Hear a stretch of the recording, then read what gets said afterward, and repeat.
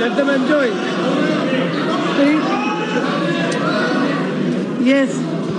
Thank you, Speaker Madam, for giving me the floor.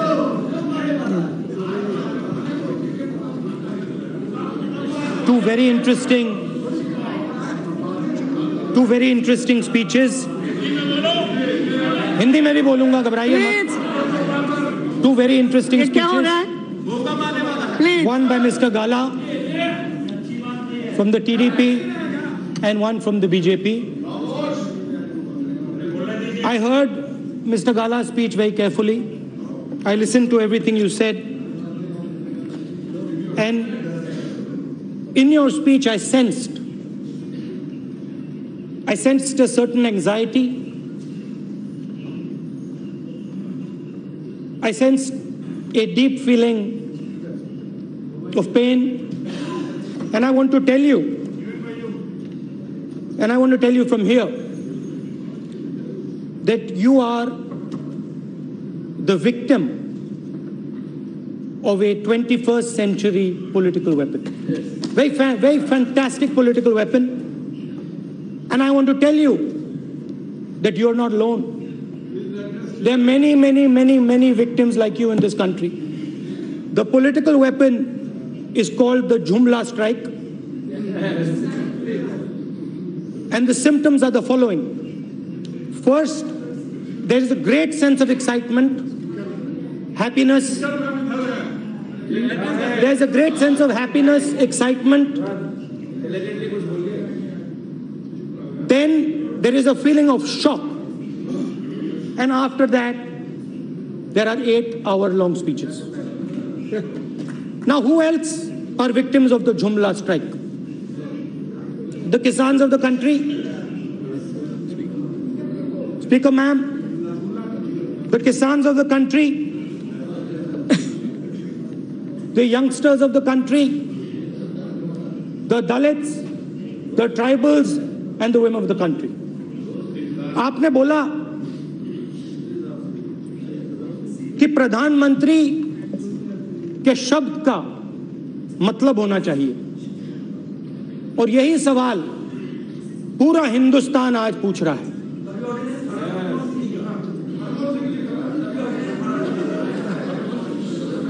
₹15 lakh हर व्यक्ति के bank account में.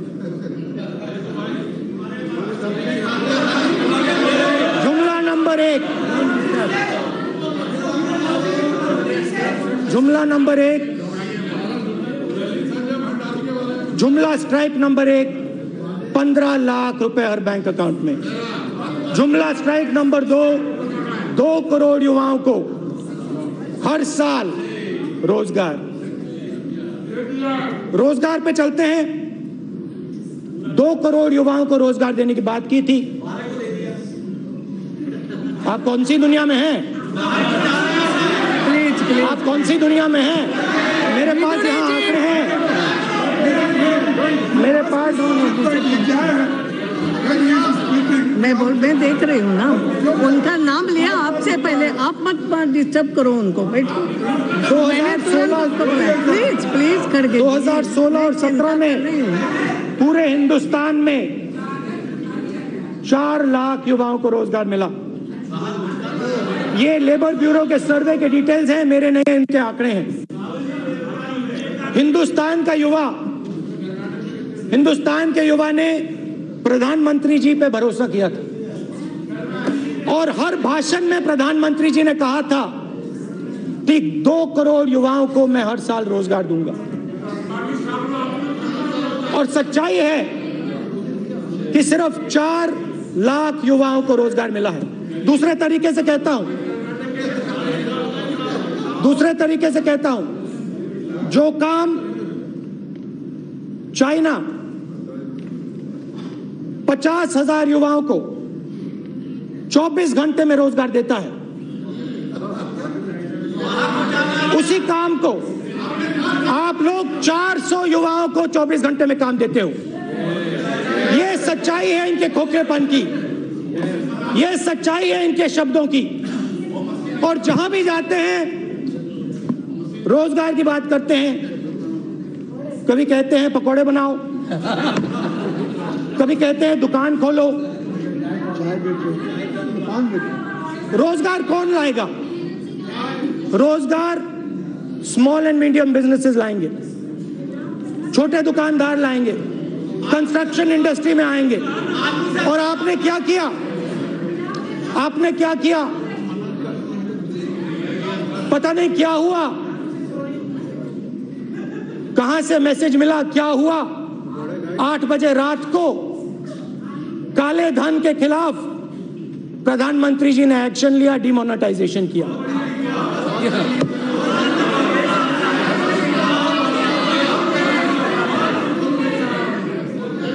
शायद समझ नहीं थी कि किसान, मजदूर, गरीब अपना धंधा कैश में चलाते हैं।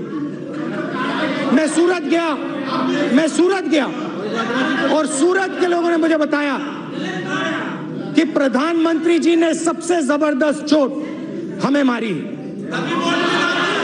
मैंने नहीं बोला, उन्होंने बोला।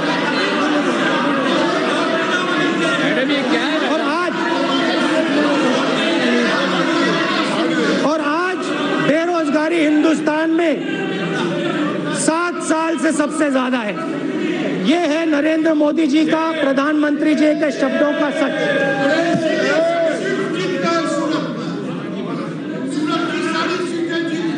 प्लीज नहीं, आप बैठे हुए लोगों की मत सुनो।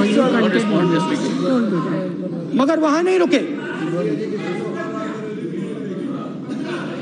जीएसटी कांग्रेस पार्टी लाई थी,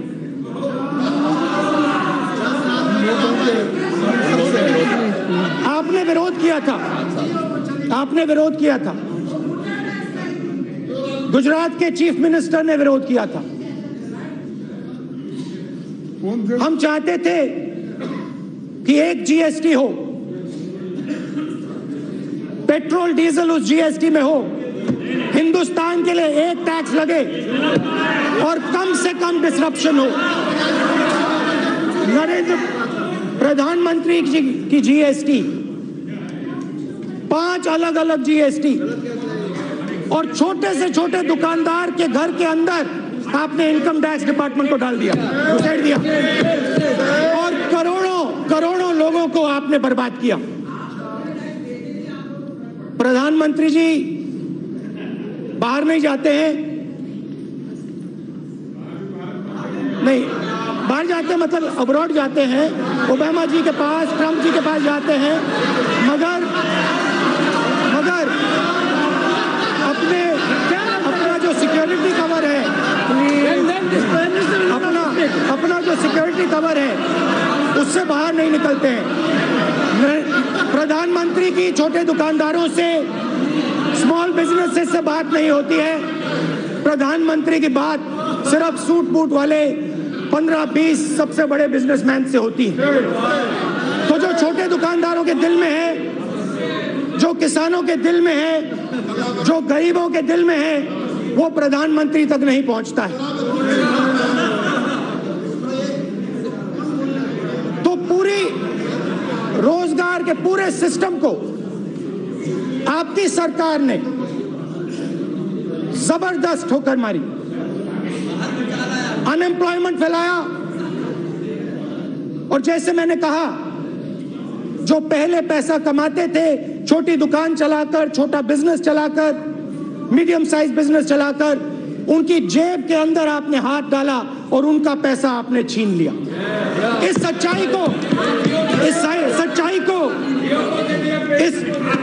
सच्चाई को बदला नहीं जा सकता है।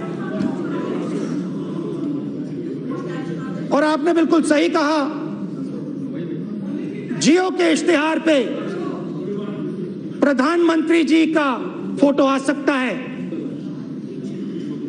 और वो जो शक्तियां जो इनकी मदद करती हैं, और वो 10-20 बड़े बड़े बिजनेसमैन हैं, उनके लिए ये सब कुछ करते हैं। मगर बाकी हिंदुस्तान के लिए, गरीबों के लिए, कमजोरों के लिए दिल में थोड़ी सी भी जगह नहीं है।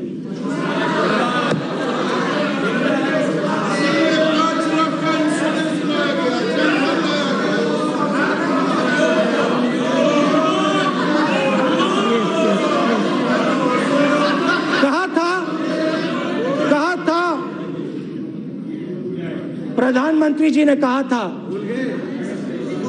कि मैं देश का चौकीदार हूं, मैं चौकीदारी करूंगा, मैं प्रधानमंत्री नहीं हूं, मैं देश का चौकीदार हूं। मगर जब अमित शाह के पुत्र जय शाह 50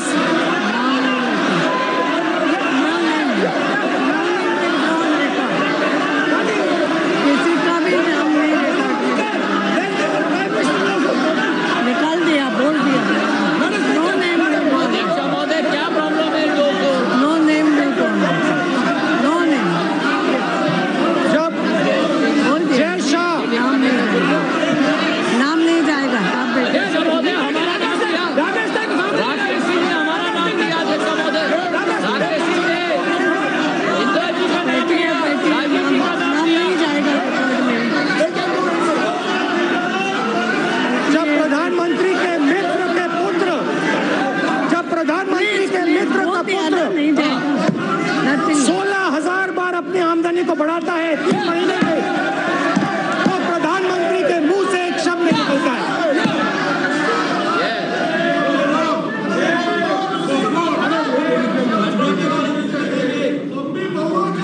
Yes. राफेल हवाई जहाज, हमारी यूपीए की डील में हवाई जहाज का दाम 520 करोड़ रुपए प्रति हवाई जहाज। पता नहीं क्या हुआ, किससे बात हुई, पता नहीं क्या हुआ, किससे बात हुई।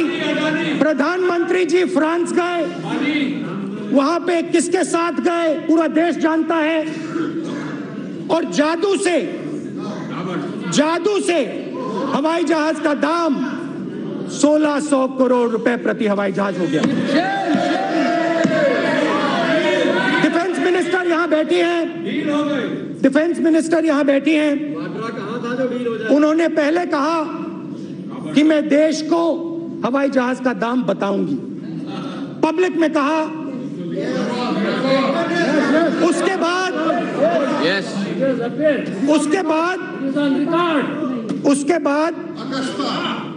बाद डिफेंस मिनिस्टर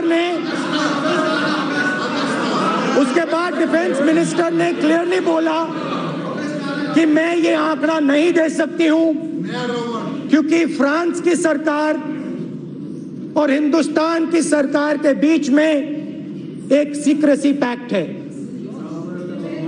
मैं स्वयं फ्रांस के राष्ट्रपति से मिला और मैंने स्वयं फ्रांस के राष्ट्रपति से यह सवाल पूछा, क्या ऐसा कोई पैक्ट हिंदुस्तान की सरकार और फ्रांस की सरकार के बीच में है? और फ्रांस के राष्ट्रपति ने मुझे बताया कि ऐसा कोई पैक्ट हिंदुस्तान की सरकार और फ्रांस की सरकार के बीच में नहीं है। यह सच्चाई है। और उन्होंने मुझे बताया इससे कहने से मेरा कोई इतराज नहीं है। आप यह बात पूरे हिंदुस्तान को बताइए।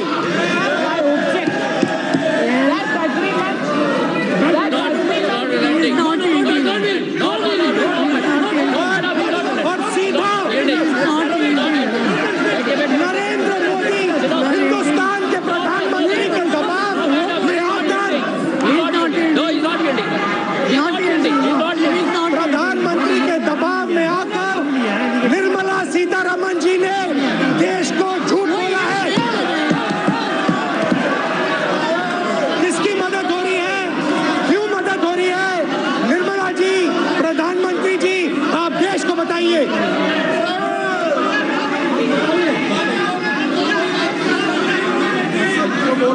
असत्य बोला है।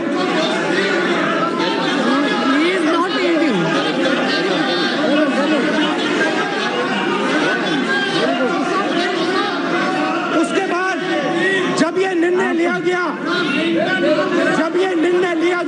Yes, 1 minute. What is it? No, madam. He is misleading the house.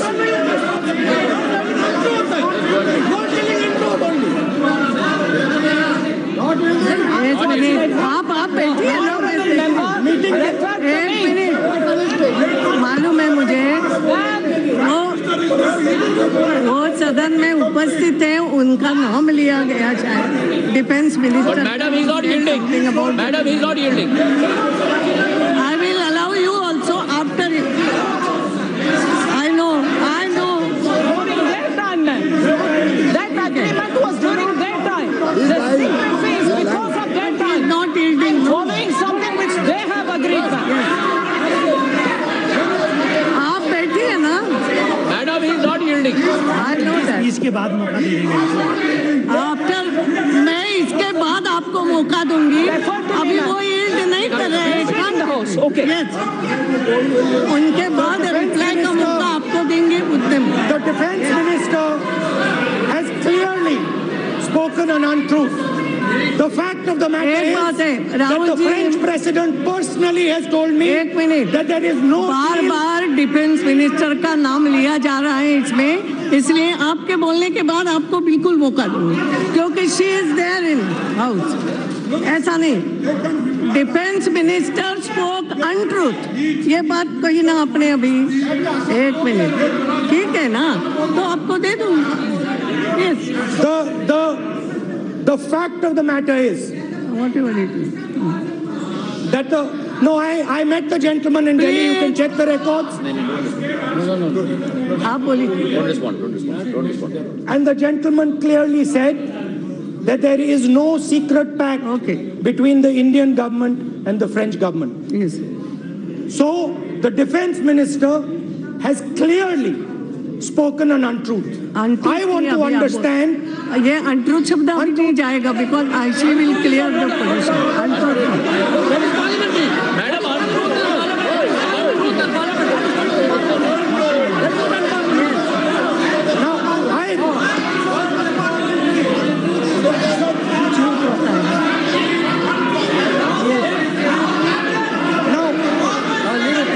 Carry on. everybody understands. हो गया, मैंने बोला ना। Yes. Everybody understands the relationship the Prime Minister has with certain business people. Everybody knows it. Everybody understands and everybody can see the amount of money that goes into the marketing of India's Prime Minister. And everybody understands who it comes from. One of those people was given the Rafael contract. And he benefited thousands and thousands and thousands of crores. The contract was taken away from HAL. Madam, he cannot make unsubstantiated.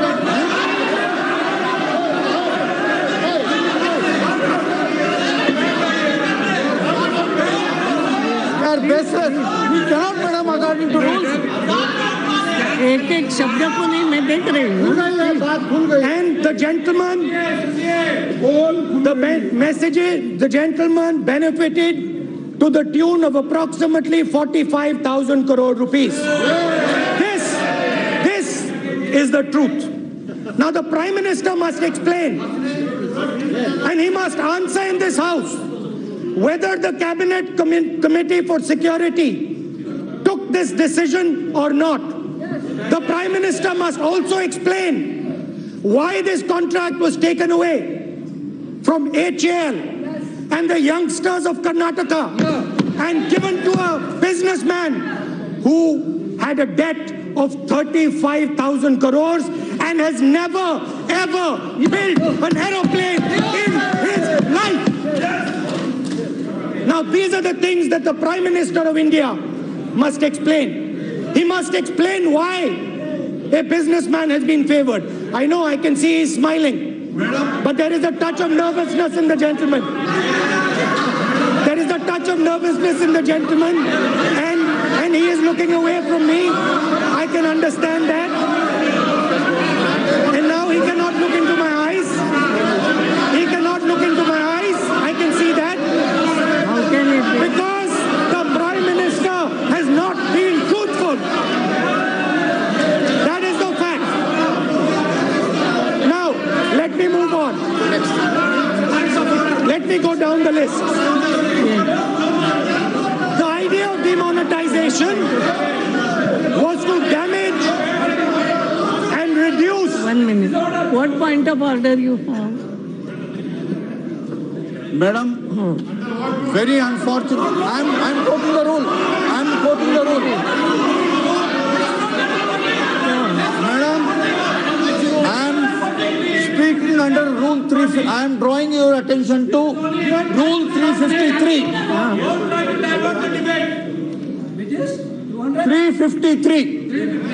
The 353 very specifically says, Madam, no allegation of a defamatory or inflammatory nature shall be made by a member against any person unless the member has been given adequate advance notice to the Speaker and also to the Minister concerned, that includes Prime Minister also, so that the Minister may be able to make an investigation into the matter for the purpose of a reply, provided that the Speaker may at any time prohibit any member from making such allegation if the Speaker is of the opinion that such allegation is derogatory to the dignity of the House or no public interest is served by making such allegation.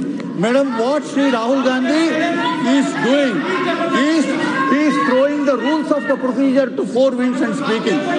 He is speaking everything baseless, without any substance, far from the truth. There is no document or anything to support frivolous charges. I know the entire family doesn't care for the Constitution. They don't care for the rules of the procedure also.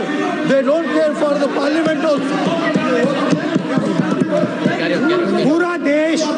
पूरे देश ने अभी देखा है, मैंने प्रधानमंत्री के बारे में साफ साफ बोला है और प्रधानमंत्री अपनी आंख मेरे आंख में नहीं डाल सकते हैं। सच्चाई है,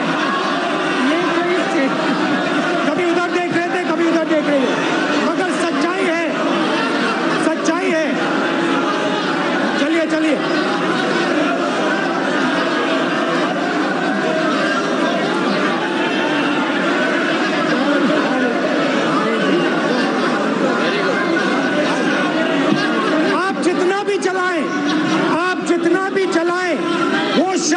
देश ने देख लिया है, देश को समझ आ गई है बात।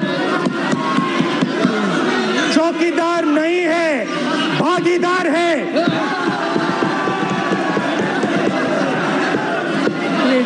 अब चलते हैं फॉरेन पॉलिसी पे।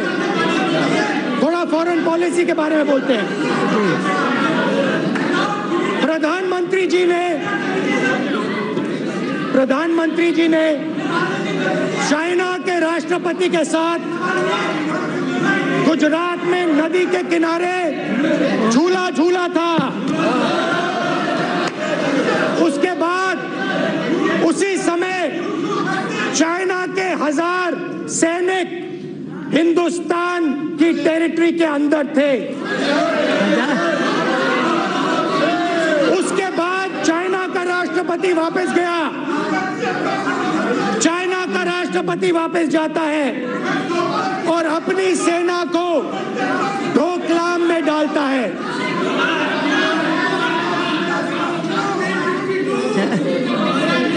हमारे सैनिकों ने अपनी शक्ति दिखाई। ठहरिए, हमारे सैनिकों ने अपनी शक्ति दिखाई और वो चाइना के सामने खड़े हुए। मगर उसी के कुछ दिन बाद प्रधानमंत्री जी चाइना जाते हैं और बिना एजेंडा के वन में चाइना के सामने कहते हैं कि बिना एजेंडा बात होगी, डोकलाम को हम यहां नहीं उठाएंगे। बिना एजेंडा नहीं था, ये चाइना का एजेंडा था। और चाइना के सामने जो हमारे सैनिक खड़े हुए, वो काम हमारे प्रधानमंत्री नहीं कर पाए और सैनिकों का प्रधानमंत्री ने धोखा दिया। ये सच्चाई है, इसको बदला नहीं जा सकता है।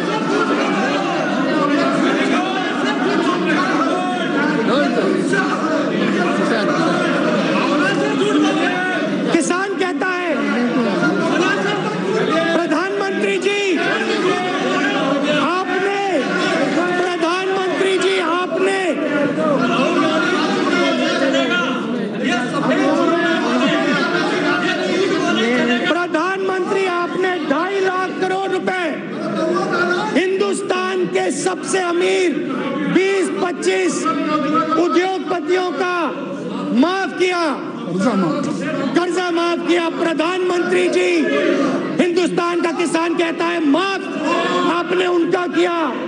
हाथ जोड़ के आपसे कहता है हमारा भी थोड़ा सा माफ कर दीजिए। और फाइनेंस मिनिस्टर कहते हैं नहीं नहीं नहीं नहीं नहीं नहीं, किसान का कर्जा माफ नहीं होगा, सबसे बड़े उद्योगपतियों का होगा, किसान का नहीं होगा। क्योंकि तुम लोगों में शक्ति नहीं है, तुम लोगों में दम नहीं है, तुम लोग सूट नहीं पहनते, बूट नहीं पहनते।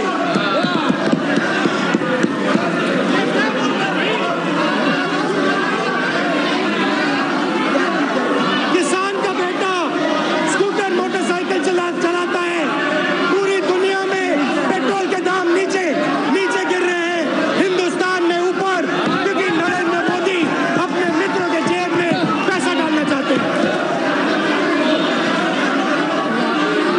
प्लीज बैठिए तो सही।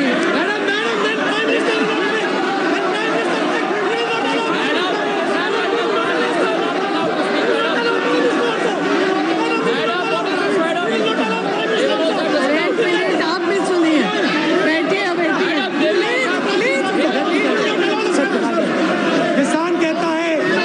किसान कहता है मैंने प्रधानमंत्री को अपना वोट दिया। देखिए बैठिए, प्लीज प्लीज एवरीबॉडी।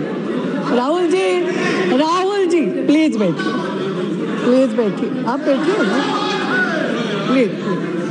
एक बात आप अटोले जी, एक बात मैं आप सबसे भी निवेदन कर रही हूँ, बोलने वालों को भी मैंने हमेशा निवेदन किया है कि बोलते समय कोई ऐसी बात भी हम नहीं बोली, या हम सभा भी तो नहीं है, या जो भी फैक्ट्स एंड फिगर्स यस आप रख सकते हो, बिल्कुल रखो।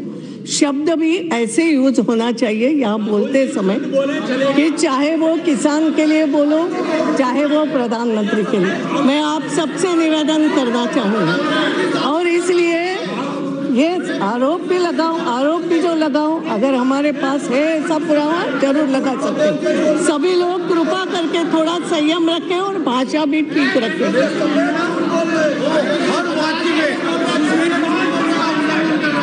मैं देखता हूँ ऐसी बात नहीं आई है हमारे पास भी है, हमारे पास भी लोग हैं। प्लीज क्या होगा? क्षमा करिए, वो हर बार रूल्स का उल्लंघन करेंगे, कोई सबूत नहीं है।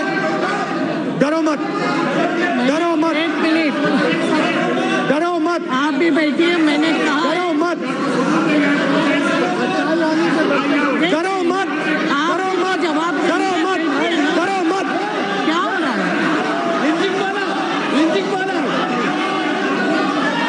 हाँ ठीक है ना, तो जवाब भी तो आएगा। बैठिए आप।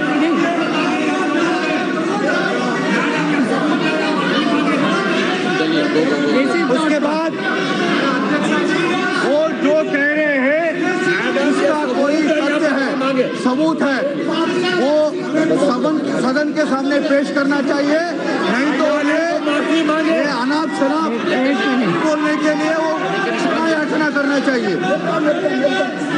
एक बात आप क्षमा प्लीज